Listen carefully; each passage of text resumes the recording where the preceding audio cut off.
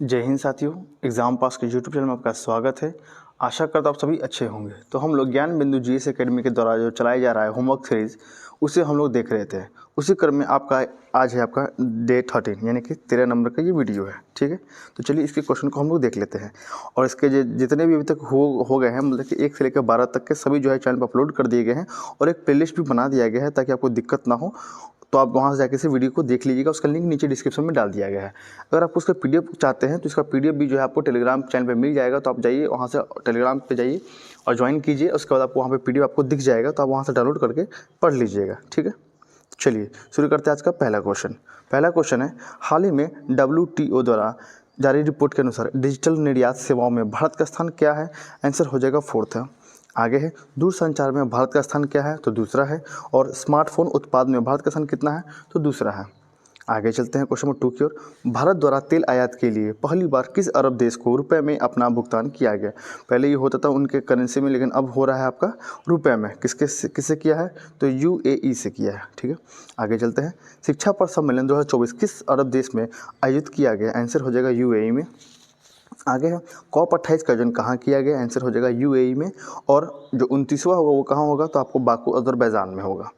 आगे है, हाल ही में कैबिनेट द्वारा पैन 2.0 परियोजना लागू की गई, इसका संबंध किस विभाग से है? आंसर हो जाएगा आयकर विभाग से। आगे चलते हैं, वित्तीय वर्ष 2023-24 के लिए अटल पेंशन वार्षिक योजना अवार्ड किस बैंक को प्रदान किया गया? आंसर हो जाएगा बैंक ऑफ इंडिया को। आगे चलते हैं, अटल पेंशन योजना कब शुरू की गई? आंसर हो जाएगा 2015 में। कब शुरू किया गया? 2015 में। और NPS यानी कि नई पेंशन योजना को मंजूरी कब दी गई? तो 2024 में। आगे चलते हैं, निम्नलिखित में से सही कथन को आपको छांटना है। यहाँ पर दोनों ही कथन सत्य दिए गए हैं, यानी कि दिसंबर 2024 में लोकसभा में रेलवे संशोधन विधेयक पारित किया गया। ठीक है, ये वाला। और यह विधेयक से रेलवे बोर्ड की कार्यप्रणाली में सुधार लाने के लिए उद्देश्य को पूरा करता है, जिसके परिणाम स्वरूप रेलवे नेटवर्क का कुशल विकास हो सकेगा। ये दोनों सही हैं। आगे है, हाल ही में भारतीय स्टेट बैंक अधिनियम 1955 और रिजर्व बैंक 1934 के कानून में सुधार के लिए लोकसभा में, आगे देखते हैं, लोकसभा में कौन सा अधिनियम पारित किया गया? तो आंसर हो जाएगा बैंकिंग सुधार अधिनियम 2024। आगे चलते हैं क्वेश्चन नंबर 7 की ओर। 7 है, ठीक है, बोन आसिफिकेशन टेस्ट के संबंध में कौन सा कथन सही है? आंसर हो जाएगा दूसरा और तीसरा, यानी कि इस परीक्षण में अस्थिकरण परीक्षण भी कहते हैं, इस परीक्षण को अस्थिकरण परीक्षण भी कहते हैं, सही है। और इस परीक्षण का उपयोग अस्थि में संलयन, यहाँ पे देखिए, संलयन सतह का विश्लेषण करके किसी व्यक्ति की वास्तविक आयु का अनुमान लगाने के लिए किया जाता है। बेसिकली ये क्या होता है कि जब आप देखेंगे कोई भी जैसे कि खेल होता है, प्रतियोगिता है, तो उसमें एक एज का बाउंडेशन होता है कि आपको इस एज ग्रुप में खेलना है। अगर आप मान लीजिए आप हैं खुद 22 साल के, अगर आप जाके खेल लीजिएगा 16 साल वाले लड़के के साथ क्रिकेट या कोई भी गेम, तो आपको जाहिर सी बात है वरीयता मिल जाएगी, आपका दिमागी संतुलन ज़्यादा अच्छा होगा, उनके मुकाबले दिमाग ज़्यादा आपका तेज चलेगा, शारीरिक बल आपका उनसे ज़्यादा होगा। तो इस चीज़ को पकड़ने के लिए बहुत आदमी क्या होता है, सर्टिफिकेट जो गलत बनवाते हैं या बहुत सारे जो है एज को अपने छुपाते हैं, गलत बताते हैं, उनके लिए टेस्ट बेसिकली कराया जाता है। ठीक है, चलिए आगे चलते हैं क्वेश्चन नंबर 8 की ओर। भारत में बहुसदस्यीय निर्वाचन प्रणाली को कब लागू किया गया तथा इसे कब समाप्त किया गया? लागू हुआ कब? तो 1951-52 में, 1951 और 52 में। और से समाप्त कब किया गया? तो 1957 में। ठीक है, चलिए आगे चलते हैं। क्वेश्चन नंबर 9 है, भारतीय रिजर्व बैंक द्वारा वर्तमान वित्तीय वर्ष में मुद्रास्फीति की दर कितनी निर्धारित की गई थी? 2024-25 के लिए पूछा गया, तो आंसर हो जाएगा 4.8%। आगे है, मिशन इंद्रधनुष योजना की शुरुआत कब की गई और इसका संबंध किससे है? आंसर हो जाएगा 2014 में शुरुआत किया गया और बलिया से स्टार्ट हुआ है। और इसका क्या है? तो सार्वभौमिक टीकाकरण से। क्वेश्चन नंबर 11 है, भारतीय संविधान में एकता, समानता और बंधुता को कहाँ से लिया गया? आंसर हो जाएगा फ्रांसीसी क्रांति से। आगे चलते हैं क्वेश्चन नंबर 12, संयुक्त राष्ट्र द्वारा मानवाधिकार की घोषणा कब की गई थी? आंसर हो जाएगा 10 दिसंबर 1948 को। आगे है, भारतीय वन सर्वेक्षण संस्थान का मुख्यालय कहाँ स्थित है? आंसर हो जाएगा आपका देहरादून, उत्तराखंड। आगे चलते हैं, सुगौली की संधि किस वर्ष तथा किन के बीच की गई? आंसर हो जाएगा आपका 1815-16 के बीच में हुआ और BEIC तथा नेपाल के बीच में की गई है। आगे चलते हैं क्वेश्चन नंबर 15 की ओर।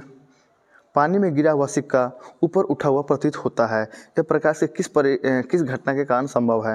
आंसर हो जाएगा प्रकाश का अपवर्तन के कारण। आगे है, आयनीकरण की प्रक्रिया में पदार्थ किस अवस्था में परिवर्तित होता है? आंसर हो जाएगा गैस से हो जाएगा प्लाज्मा।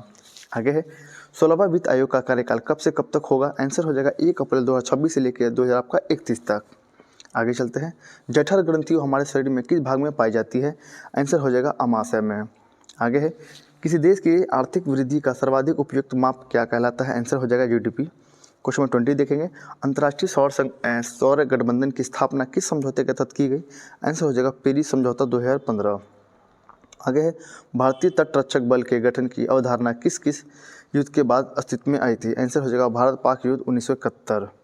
आगे है, ताशकंद समझौता 1966 के लिए दोनों पक्षों को ताशकंद में किसके द्वारा आमंत्रित किया गया था? आंसर हो जाएगा यूएसएसआर के द्वारा।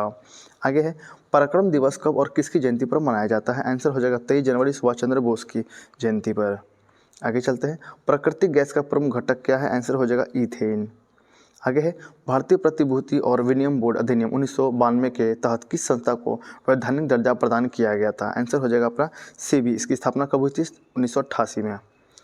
आगे है, टिस्को कंपनी की स्थापना कब और किसके द्वारा की गई थी? टिस्को का फुल फॉर्म आप जान लीजिए पहले, Tata iron and steel company हो जाएगा। और इसकी स्थापना कब हुई? 1907 में। किसके द्वारा? तो दोराब जी टाटा के द्वारा। किसके द्वारा? दोराब जी टाटा। आगे है, थोरियम का एक महत्वपूर्ण अयस्क है, किसका? आंसर हो जाएगा मोनोजाइट बालू का। आगे है, मगध के किस शासक ने सर्वप्रथम अपने पिता की हत्या की, उसके बाद गद्दी प्राप्त किया था? आंसर हो जाएगा अपना अजातशत्रु। कौन हो जाएगा? अजातशत्रु। आगे है, संविधान के किस अनुच्छेद के तहत राष्ट्रपति लोकसभा में बहुमत दल के नेता को प्रधानमंत्री नियुक्त करते हैं? इसके किस अनुच्छेद के तहत? आंसर हो जाएगा आर्टिकल 75 के तहत। आगे है, चौरी चौरा घटना के कारण महात्मा गांधी द्वारा असहयोग आंदोलन को कब वापस ले लिया गया था? 12 फरवरी 1922 को। आगे है, डिजर्ट साइक्लोन अभ्यास किन दो देशों के बीच आयोजित किया गया था? आंसर हो जाएगा यूएई, फ्रांस, भारत। आगे है, एआई आधारित गुजरात सुरक्षा प्रणाली किसके द्वारा चलाया गया? आंसर हो जाएगा आपका रेलवे के द्वारा। आगे है, सहकारी समितियों को संविधान में किस संवैधानिक संशोधन के तहत उल्लेखित किया गया? आंसर हो जाएगा 97वां संविधान संशोधन के तहत। 34 नंबर क्वेश्चन है, मौलिक कर्तव्य को संविधान के किस समिति की सिफारिश पर शामिल किया गया था? आंसर हो जाएगा सरदार स्वर्ण सिंह समिति। आगे चलते हैं 36 की ओर, नए राज्यों के प्रवेश व स्थापना संबंधी उपबंध संविधान के किस अनुच्छेद में वर्णित है? आंसर हो जाएगा आर्टिकल 2 में। आगे है, नए राज्यों का निर्माण और वर्तमान राज्यों के क्षेत्रों, सीमाओं या नामों में परिवर्तन कौन करता है? आंसर हो जाएगा संसद। कौन कर सकता है? संसद। यदि अनुच्छेद 2 और 3 में परिवर्तन किया जाए तो संविधान की कौन सी अनुसूचियाँ प्रभावित होगी? आंसर हो जाएगा 1 और 4। आगे है, भारत के राज्य की सीमा क्षेत्र नाम में परिवर्तन करने के लिए क्या संबंधित राज्य की अनुमति की आवश्यकता होती है? नहीं होती है। आगे है, सन 1956 से पूर्व भारतीय राज्य कितने भागों में विभाजित थे? आंसर हो जाएगा 4 भागों में विभाजित थे। कितने? 4 भागों में। आगे है, संविधान लागू होने के समय भारत में राज्य और संघ राज्यों की शासित क्षेत्र की संख्या कितनी थी? इनके पहले कितना था? आंसर हो जाएगा स्टेट थे 14 और यूटी थे 16, जबकि अब हो गए हैं 28 और 8। ठीक है, इसको याद रखेंगे। आगे है, संविधान के किस भाग में अस्थायी संक्रमणकालीन और विशेष उपबंधों के प्रावधान है? आंसर हो जाएगा भाग 19 में। 43 नंबर क्वेश्चन है, संविधान के किस भाग में तीनों सोपानों में पंचायत बनाने की परिकल्पना की गई है? आंसर हो जाएगा भाग 9 में। 44 नंबर क्वेश्चन है, आधुनिक भारतीय इतिहास के संदर्भ में निम्न में से कौन सा राष्ट्रवादी नरम दलीय थे? आंसर हो जाएगा फिरोज मेहता और गोपाल कृष्ण गोखले। 45 नंबर क्वेश्चन है, कौन पहली भारतीय महिला थी जो भारतीय राष्ट्रीय कांग्रेस की अध्यक्ष बनी? आंसर हो जाएगा सरोजनी नायडू।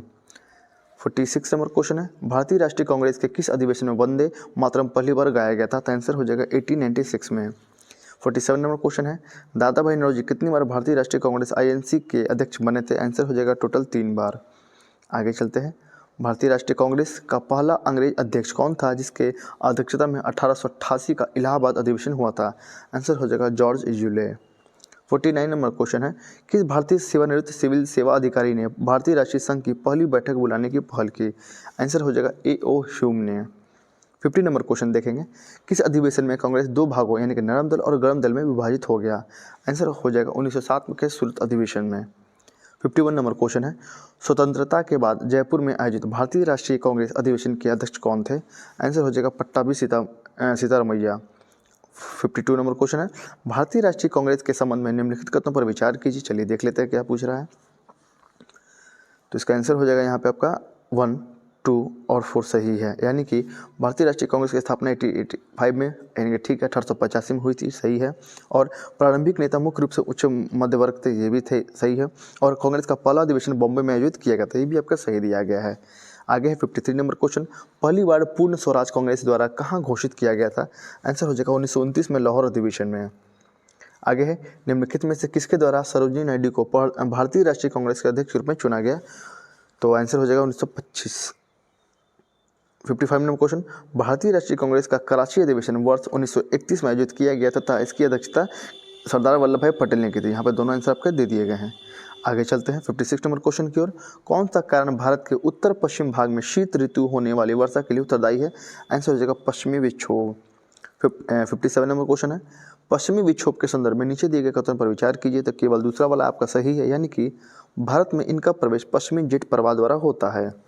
58 नंबर क्वेश्चन है, भारतीय मानसून के संदर्भ में नीचे दिए गए कथनों पर आपको विचार करना है और भारतीय तो आपको बताना कौन सा सही है। तो इसमें केवल तीसरा वाला है वो आपका सही हो जाएगा, यानी कि भारतीय द्वीपों पर मानसून की सबसे पहली वर्षा होती है तथा मानसून की वापसी भी सबसे बाद में होता है, सही है। आगे चलते हैं 59 की ओर, भारतीय मानसून की अरब सागर शाखा एवं बंगाल की खाड़ी शाखा कहाँ मिलती है? आंसर हो जाएगा गंगा के उत्तर पश्चिमी भाग में। आगे है 60 नंबर क्वेश्चन, वर्षा ऋतु में तमिलनाडु के शुष्क रहने का कारण क्या है? आंसर हो जाएगा पहला और दूसरा, यानी कि तमिलनाडु का तट बंगाल की खाड़ी की मानसून पवनों को समानांतर पड़ता है, सही है। और यह दक्षिणी पश्चिमी मानसून की अरब सागर शाखा के विशिष्ट छाया क्षेत्र में स्थित है। 61 नंबर क्वेश्चन है, निम्नलिखित में से कौन सा कथन सत्य दिए गए हैं? आंसर हो जाएगा केवल एक, यानी कि मानसून के पीछे हटने या लौटे जाने का मानसून निर्वर्तन कहते हैं, सही है। आगे क्वेश्चन 62, भारत के किन क्षेत्रों में वर्षा 200 सेंटीमीटर या उससे अधिक होती है? आंसर हो जाएगा आपका पश्चिमी घाट, उत्तर पूर्वी के हिमालय क्षेत्र और मेघालय की पहाड़ियाँ। क्वेश्चन 63 है, उत्तर पूर्वी मानसून से सबसे अधिक वर्षा प्राप्त करने वाला राज्य कौन सा है? आंसर हो जाएगा मेघालय। 64 नंबर क्वेश्चन है, भारत की सर्वाधिक वर्षा मुख्यतः प्राप्त होती है? आंसर हो जाएगा दक्षिणी पश्चिमी मानसून से। आगे चलते हैं 65 नंबर क्वेश्चन, मिलान करना है आपको, जलवायु परिस्थिति है और उसके कारण दिए गए हैं। तो यहाँ पे देख लेते हैं इसके आंसर को। इसका आंसर हो जाएगा 5143, ठीक है। यहाँ पे मिलाना थोड़ा कठिन हो जाएगा, लेकिन इसका आंसर आप जान लीजिए। मैं जब आपको PDF दूंगा तो आप वहाँ से देख लीजिएगा, क्योंकि हमें मिलाना थोड़ा कठिन हो रहा है, ठीक है।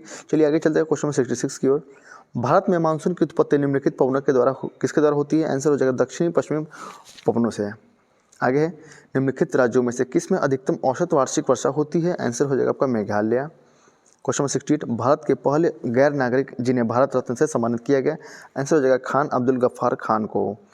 भारत रत्न पुरस्कार प्राप्त करने वाले भारत के पहले उपराष्ट्रपति कौन थे? आंसर हो जाएगा डॉक्टर सर्वपल्ली राधाकृष्णन। और भारत रत्न पुरस्कार तुरंत अस्वीकार करने वाले पहले भारतीय कौन थे? आंसर हो जाएगा अबुल कलाम आज़ाद। आगे है, निम्नलिखित में से किस व्यक्ति को भारत रत्न से सम्मानित किया गया और बाद में पुरस्कार वापस ले लिया गया? आंसर हो जाएगा सुभाष चंद्र बोस से, जो कि काफ़ी गलत हुआ है। आगे चलते हैं, भारत रत्न पुरस्कार भारत के डैश द्वारा प्रदान किया जाता है? आंसर हो जाएगा राष्ट्रपति के द्वारा। और भारत रत्न के लिए सिफारिश कौन करता है? तो PM द्वारा राष्ट्रपति को की जाती है। आगे चलते हैं, सन 2024 में भारत रत्न से कितनी विभूतियों को सम्मानित किया गया? आंसर हो जाएगा टोटल 5। आप सभी का नाम कमेंट में बताएंगे। चलिए आगे देख लेते हैं 75 नंबर क्वेश्चन, भारत रत्न पहले 3 प्राप्तकर्ता कौन थे? आंसर हो जाएगा CV रमन, उसके बाद हो जाएगा डॉक्टर सर्वपल्ली राधाकृष्णन और उसके बाद हो जाएगा आपका C राजाराम गोपालाचारी। आगे है, भारत रत्न प्राप्तकर्ता, यहाँ पे मैं थोड़ा सा 1 मिनट, आपको यहाँ पे नहीं दिखेगा, थोड़ा आंसर कट जाएगा, पर मैं आपको PDF दूंगा तो वहाँ पर आपको दिख जाएगा, ठीक है। मैं आंसर बता देता हूँ, भारत रत्न प्राप्तकर्ता पहले PM कौन थे? तो आंसर हो जाएगा पंडित नेहरू, आप लिख लेंगे पंडित जवाहरलाल नेहरू। आगे है, मरणोपरांत भारत रत्न प्राप्त करता पहले PM कौन है? तो आंसर हो जाएगा लाल बहादुर शास्त्री, आप लिख लीजिएगा सभी को। वैसे मैं PDF दूंगा तो आपको उसमें दिखेगा। भारत रत्न प्राप्त करता पहली महिला कौन थी? आंसर हो जाएगा इंदिरा गांधी। और भारत रत्न प्राप्त करता दूसरे विदेशी कौन थे? तो आंसर हो जाएगा नेल्सन मंडेला। आगे है, मरणोपरांत भारत रत्न प्राप्त करता पहली महिला कौन थी? आंसर हो जाएगा अरुणा आसफ अली, ठीक है। जब मैं आपको PDF दूंगा तो आपको सब चीज़ में दिख जाएगा, तो आप वहाँ से सब चीज़ से देख लीजिएगा, ठीक है। यहाँ पे आपको दिख रहा होगा, ये वाला है, ये सेक्शन है। चलिए, यहाँ तक तो हम लोग ने देख लिया है। अब आगे आने वाले वीडियो में आपको इसका अगला पार्ट यानी कि डे 14 आपको मिलेगा। ठीक है, आशा करता हूँ आपको ये वीडियो अच्छा लगा होगा। तो प्लीज़ वीडियो को लाइक कीजिएगा और चैनल को सब्सक्राइब कीजिएगा। जब तक आप शेयर नहीं करेंगे या इस चैनल को सब्सक्राइब नहीं करेंगे, लाइक नहीं करेंगे, तो हमारा भी मोटिवेशन नहीं बढ़ेगा आगे काम करने के लिए। इस कारण से हम चाहते हैं कि आप इसे जल्द से जल्द शेयर करें और इस चैनल को सब्सक्राइब करें और अपने दोस्तों को या ग्रुप में या टेलीग्राम ग्रुप में इस चैनल को आगे बढ़ाएँ। ठीक है, तब तक के लिए धन्यवाद।